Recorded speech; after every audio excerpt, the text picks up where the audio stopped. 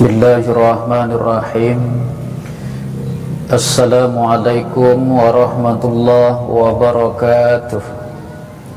Alhamdulillahilladzi khalaqal mauta wal hayata liyabluwakum ayyukum ahsanu amala. Ashkuruhu wa astaghfiruhu wa atubu ilaih. Allahumma rzuqna fahman nabiyyin wa hibzal mursalin wa ilhamal malaikatil muqarrabin ya mujibas sa'ilin.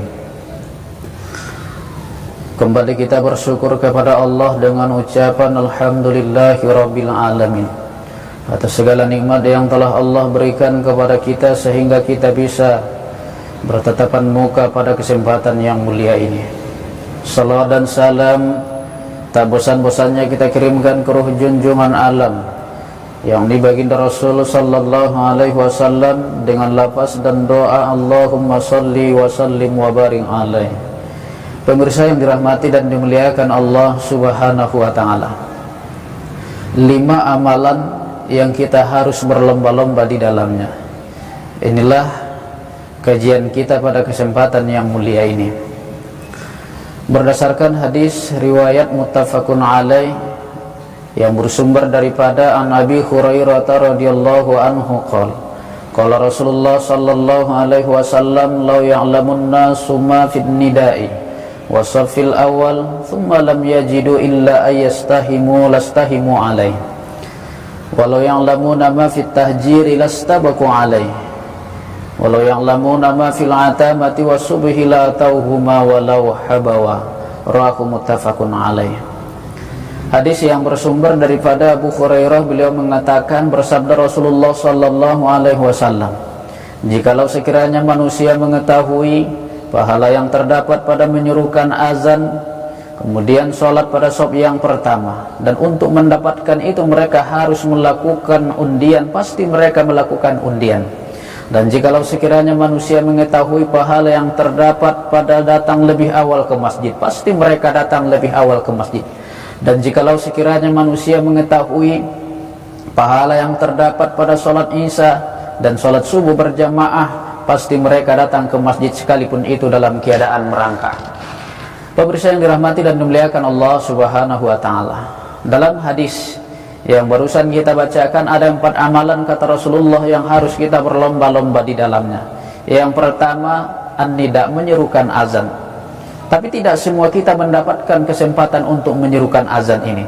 Apalagi kita yang hidup di kota, sudah ditunjuk orang-orang yang berhak menyerukan azan.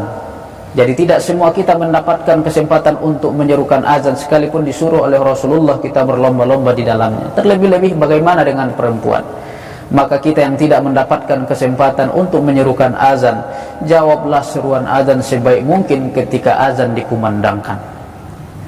Ini sering ketika azan berkumandang bercerita dengan teman sebelah, kalau lagi di rumah menonton TV, bermain, kalau anak-anak main game, kalau bapak ketika sedang siang hari asik bekerja di tempat bekerjanya, bukan menjawab seruan azan ketika azan berkumandang.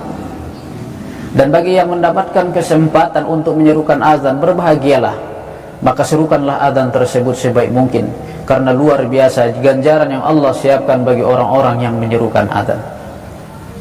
Lalu bagi kita yang tidak mendapatkan kesempatan menyerukan azan tersebut, jawab dengan baik. Ketika lafal Allahu Akbar, asyhadu an la ilaha illallah, asyhadu anna Muhammadar Rasulullah, jawab dengan yang sama. Ketika hayya 'alas shalah, hayya 'alal falah, jawab dengan la haula wala quwata illa billah. Ketika salatu khairum minan naum, jawab dengan shadaqta wa bararta wa nazalika minasyahidin. Ketika Allah Akbar la ilaha illallah, jawab dengan yang sama. Pemirsa yang dirahmati dan dimuliakan Allah subhanahu wa ta'ala, karena hukum menjawab seruan azan sendiri pun ada khilafiyahnya. Dalam mazhab Syafi'i dan Hambali sunnah menjawab seruan azan tersebut. Akan tetapi menurut Imam Malik dan Imam Hanafi, wajib menjawab seruan azan. Ketika dikumandangkan azan kita tidak menjawab, maka kita akan berdosa. Maka pemirsa yang dirahmati dan dimuliakan Allah subhanahu wa ta'ala, sunnah yang pertama daripada sunnah-sunnah Rasulullah Sallallahu Alaihi Wasallam yang harus kita berlomba-lomba di dalamnya adalah menyerukan azan. Bagi kita yang mendapatkan kesempatan menyerukan azan, serukan azan tersebut sebaik mungkin. Bagi kita yang tidak mendapatkan kesempatan, jawab seruan azan itu dengan baik. Mudah-mudahan apa yang didapatkan oleh orang yang memandangkan azan, kita juga mendapatkannya. Lalu yang kedua, kata Rasulullah, sholat pada shaf yang pertama dalam sholat berjamaah. Ini juga sering kita lihat.